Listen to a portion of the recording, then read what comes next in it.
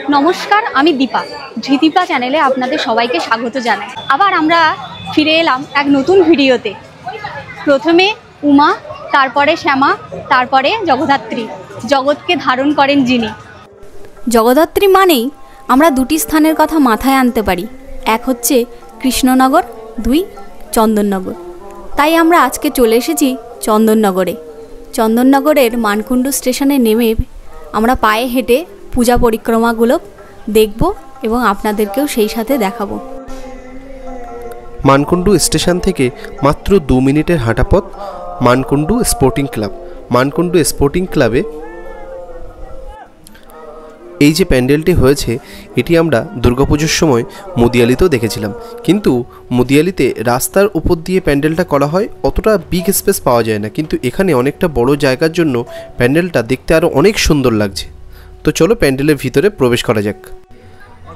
মণ্ডপের ভিতরে যে আলোক স্তম্ভগুলো রয়েছে এবং উপরে যে ঝাড়বাতিগুলো রয়েছে, প্রত্যেকটি কিন্তু ঘুরছে, অনুব্রত এগুলো ঘুরেই চলেছে এবং দেখতে খুব সুন্দর লাগছে। এই সাইডে যে পিলারগুলো ঘুরছে, এগুলোর গায়ে সব ছোট ছোট প্রদীপ যেমন দেখতে হয়, প্রদীপের যেমন যে শিখাগুলো বেরিয়ে থাকে, ঠিক লাইটিংয়ের মাধ্যমে সেই রকমই করা হয়েছে। এবং দেওয়ালে এই যে ছোট ছোট চিত্রগুলো রয়েছে, এগুলো কিন্তু সব মাটির তৈরি, পোড়ামাটির যে কালারটা হয় সেই কালারের। এই দেখুন উপরের ঝাড়টা খুব সুন্দর লাগছে। ঝাড় ঠিক বলা চলে না, কিন্তু লাইটটা হয়েছে ঝাড়ের মতো এবং এগুলো ঘুরছে বলে দেখতে ভীষণ সুন্দর লাগছে। এবং সামনে একটা ঝাড়ের আকৃতির খুব বড় রোটেটিং লাইট রয়েছে। আর এই প্যান্ডেলের সামনেই এই যে মায়ের অনন্য সেই মূর্তি, ভীষণ সুন্দরই লাগছে মাকে। পুরো মাকে এখানে ঢাকের সাজে সাজানো হয়েছে। পিছনে যে চালচিত্রটি, সেটি অসাধারণ কাজ, নিখুঁত কাজ। এবং এখানে পুরো রূপোর সাজে মাকে সাজানো হয়েছে। দারুণ প্যান্ডেল, দারুণ। পুরোটাই ঢাকের সাজ এবং মায়ের যে গহনাগুলো আছে বা হাতে যে অস্ত্রগুলো আছে, পুরোটাই রূপোর সাজে সাজিত হয়েছে। মানকুণ্ডু স্পোর্টিং ক্লাবের পুজোটি দেখার পর সামনে আর 2 মিনিট এগিয়ে গেলে মানকুণ্ডু আমরা সবাই সার্বজনীন মানকুণ্ডু আমরা সবাই ক্লাবে এবার আমরা প্রবেশ করব। তো চলো সবার সাথে তোমরাও ঘুরে আস। এখানে সব হ্যান্ডক্রাফটেড প্রচুর জিনিসপত্র আছে, ছোট ছোট ফুলও রয়েছে, গামছা আছে, বিভিন্ন ধরনের হ্যান্ডক্রাফটেড জিনিস এগুলো সব বানানো হয়েছে। ফুলো, গামছা দিয়ে সাজানো হয়েছে প্যান্ডেলটিকে খুব সুন্দর করে।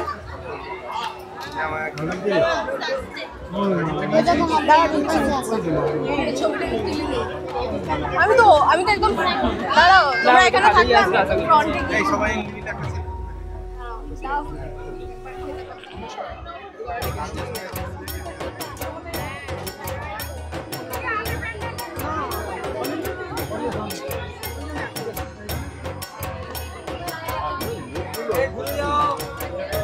ঢাকের সাজটিকে এখানে পিঙ্ক কালারের খুব সুন্দর লাইটিং করা হয়েছে, দারুণ লাগছে মায়ের মুখকে।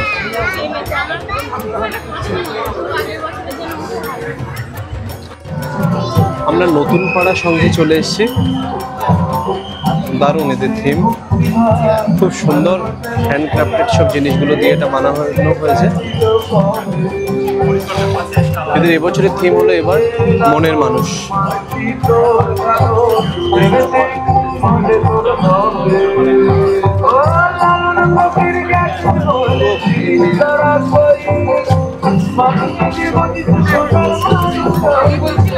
এই যে নতুন পাড়া ক্লাবের যে নামটা এখানে লেখা হয়েছে। বাংলার লোকসঙ্গীত গাইতে গেলে যে বিভিন্ন ধরনের ঢোলক, একতারা, করতাল, বিভিন্ন ধরনের যে বাদ্যযন্ত্রগুলো লাগে, সেইগুলো দিয়ে পুরো একটা এন্টায়ার টিম বানানো হয়েছে। পাশে লালন ফকিরের একটি সুন্দর চিত্র আছে এবং এই পাশে একতারা এবং উপরে একজন বাউল শিল্পীর বড় একটি পোর্ট্রেট আঁকা আছে। বিভিন্ন সব বাউল শিল্পীদের এখানে থিম বানানো হয়েছে এবং বাউল গানের যে সবথেকে মেন যে উপকরণ একতারা, সেই একতারার মডেলটি এখানে খুব সুন্দরভাবে বানানো হয়েছে।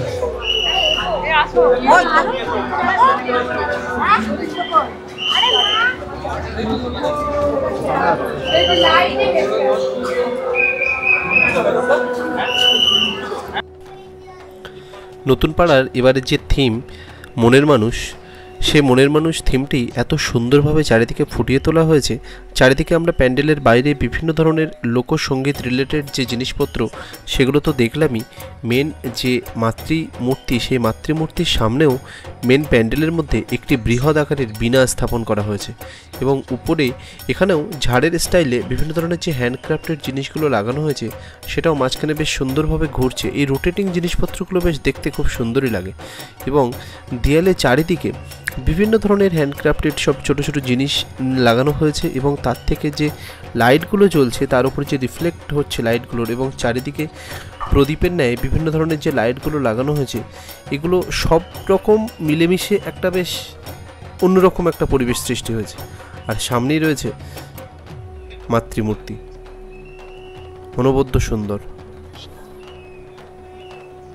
মায়ের এখানে সাদা রঙের ডাকের সাজ, এই ডাকের সাজের ওপর নীল রঙের যে লাইট পড়েছে এবং এই সাদা এবং নীল আলোর মিশ্রণে একটা সুন্দর পরিবেশ সৃষ্টি হয়েছে। এখানে খুব দারুণ লাগছে মাকে এখানে।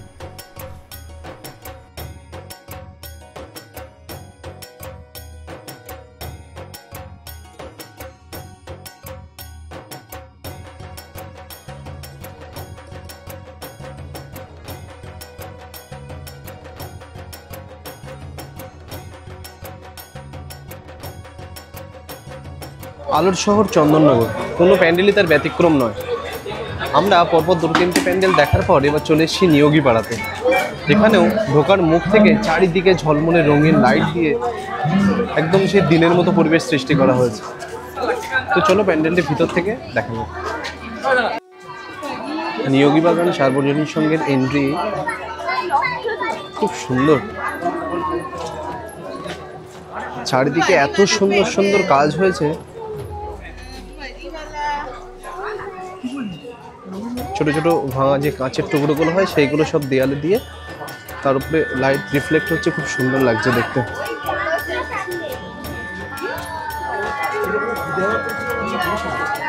এগুলি সব কাঁচের তৈরি। এখানকার এবছরের থিম হলো দর্পণে দর্শন। বিভিন্ন যে কাঁচের টুকরোগুলো রয়েছে এই প্রত্যেকটিতে কিন্তু নিজেদেরকে দেখা যাবে। ছোট ছোট ভাঙা কাঁচের টুকরোগুলো দিয়ে সুন্দর একটি মানুষের মূর্তি বানানো হয়েছে। এই মুখের দুই পাশ দিয়ে কাঁধের কাছ দিয়ে দুটো পাখনা বেরিয়ে আছে এবং সেগুলিতেও কিন্তু পুরোটাই ছোট ছোট ভাঙা যে কাঁচের টুকরোগুলো হয় সেইটা দিয়েই তৈরি করা হয়েছে বিভিন্ন ডিজাইন। মেন যে প্যান্ডেল তার প্রবেশ পথে প্যান্ডেলের বাইরে কাঁচ দিয়ে যেন ত্রিনয়ন বানানো হয়েছে। চোখ যেমন দেখতে হয় ঠিক তেমন 3টি নয়ন যেন পরপর বসানো হয়েছে। পুরো রাজমহলের ভিতরে ঢুকলে চারিদিকে যেরকম ঝলমলে পড়বে সেখানেও ঠিক সেরকম। চারিদিকে প্রচুর গ্লাস ওয়ার্ক হয়েছে। উপরে যে ঝাড়টি যেটি বানানো হয়েছে এটি সম্পূর্ণ অন্য ধরনের। এতক্ষণ যে প্যান্ডেলগুলো দেখেছি সেখানে যা ঝাড় দেখেছি এই ঝাড়ের সঙ্গে কোনো প্যান্ডেলের মিল নেই, এটি সম্পূর্ণ অন্য রকমের। অসাধারণ অসাধারণ মূর্তি।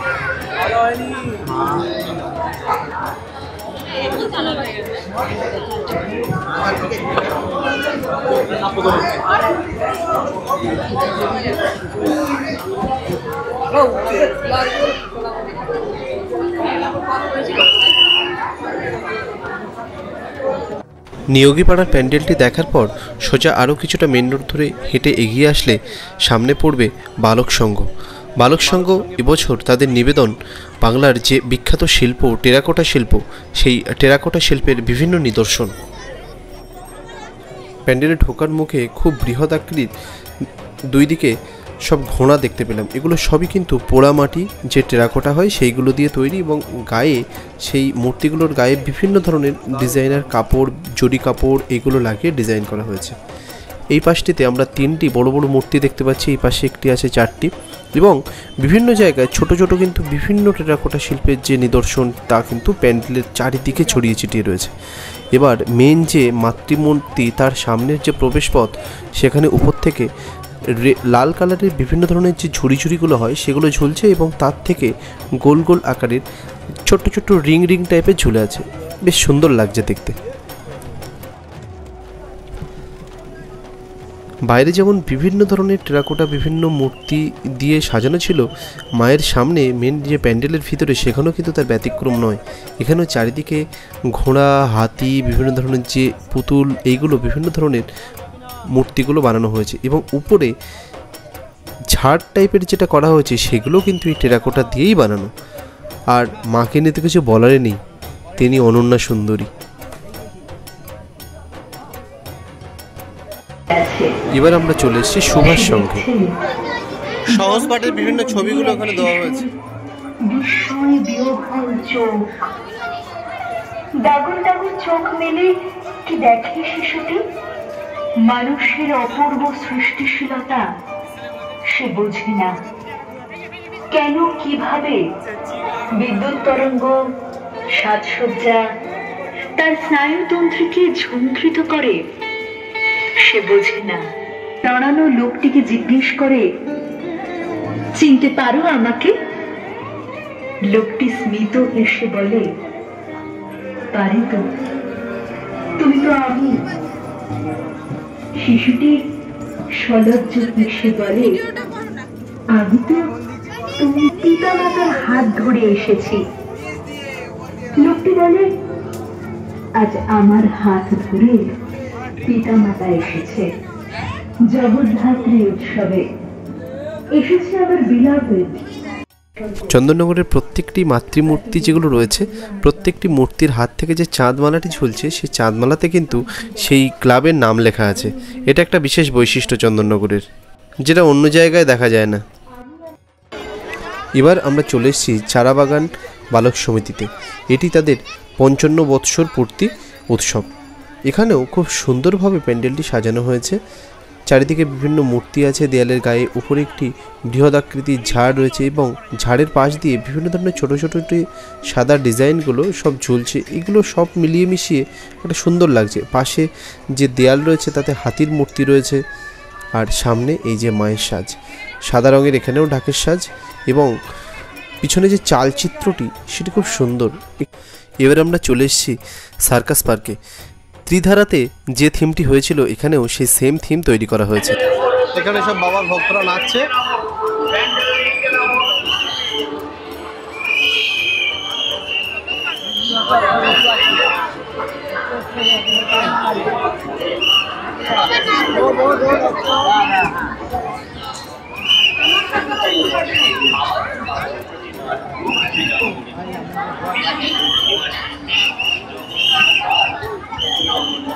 কিন্তু ব্যাড লাগে, আমরা এশিয়ান নাচ বন্ধ হয়ে গেছে।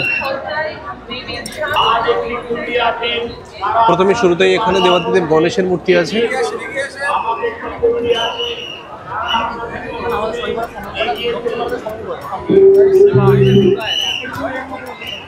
এখানে বাবার একটি মূর্তি আছে।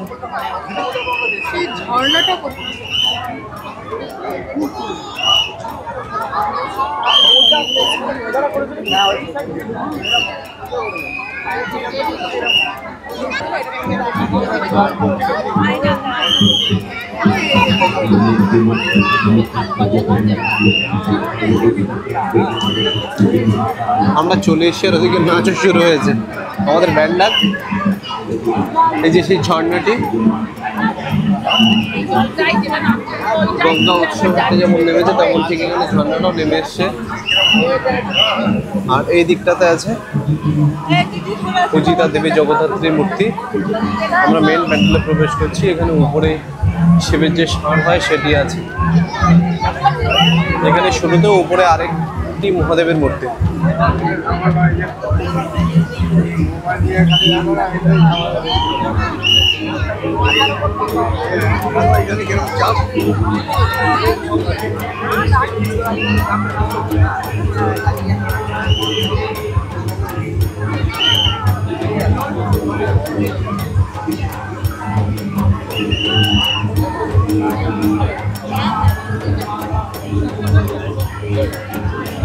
ওয়াও, অপূর্ব মূর্তি, অপূর্ব।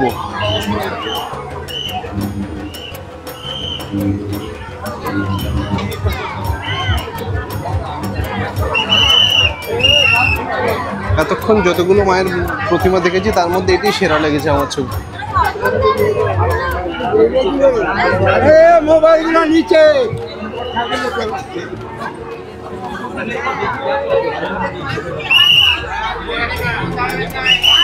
অসাধারণ অসাধারণ অসাধারণ। এবার আমরা চলে এসেছি চন্দননগরের অন্যতম সর্বোত্তম সবথেকে বিখ্যাত যে পুজো তেমাতা শিব মন্দির, এটি চন্দননগরের রানীমা নামে পরিচিত।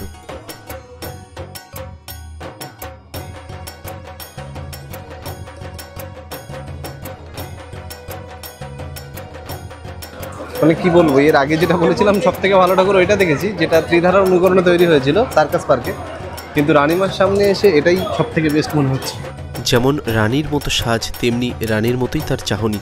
সত্যি যেন তিনি চন্দননগরের রানীমা। জয় জয় মা রানীমা।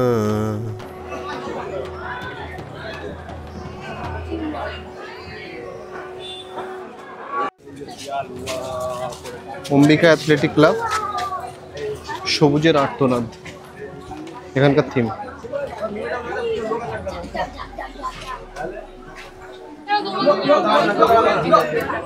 চারদিকে বিভিন্ন হয়েছে গাছপালা কেটে ধ্বংস করা হচ্ছে, সবুজ যে কমে যাচ্ছে এবং পরিবেশ দূষণের পরিমাণ বেড়ে যাচ্ছে, সেই থিমটিকে এখানে তুলে ধরা হয়েছে। চারিদিকে যে বৃক্ষ ছেদন করা হচ্ছে, শিল্প, বিভিন্ন ধরনের ফ্ল্যাট, আবাসন প্রভৃতি তৈরির উদ্দেশ্যে সেই থিমটিকে সুন্দর করে এখানে বোঝানো হয়েছে। গাছ কেটে চারিদিকে যে মরুভূমি বানিয়ে ফেলা হচ্ছে বিভিন্ন জায়গায়, সেই থিমটিকে খুব সুন্দর করে এখানে রূপদান করা হয়েছে। এই যে জঙ্গলে পশুগুলো আছে, কিন্তু গাছের শুধু গুঁড়ি ডালপালাগুলোই আছে, অন্য কোনো পাতা নেই গাছগুলিতে। চারিদিক থেকে শুধু শুকনো গাছপালা, ডালপালা এইসবগুলো দিয়ে তৈরি করা হয়েছে।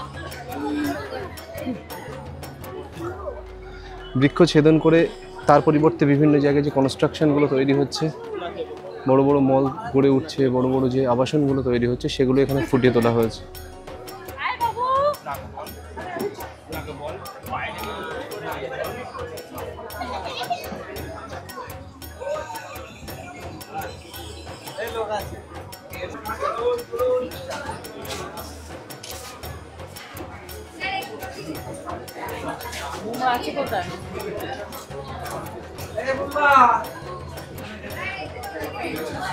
সবুজ গাছেদের যে আর্তনাদ, সেটাকে এখানে খুব সুন্দরভাবে ফুটিয়ে তোলা হয়েছে। গাছগুলি সবই আছে, কিন্তু কোনো গাছে কোনো পাতা নেই। মানকুণ্ডু স্টেশন থেকে পায়ে হেঁটে কাছাকাছির মধ্যে যে পুজো প্যান্ডেলগুলি হয় সেগুলো মোটামুটি আপনাদের সামনে তুলে ধরলাম। নিবেদনটি যদি ভালো লেগে থাকে তাহলে চ্যানেলটিকে সাবস্ক্রাইব করে অবশ্যই পাশে থাকবেন, কারণ নেক্সট পার্টে চন্দননগর স্টেশন থেকে কাছাকাছি যে পুজো প্যান্ডেলগুলি আছে সেগুলোই আসতে চলেছে।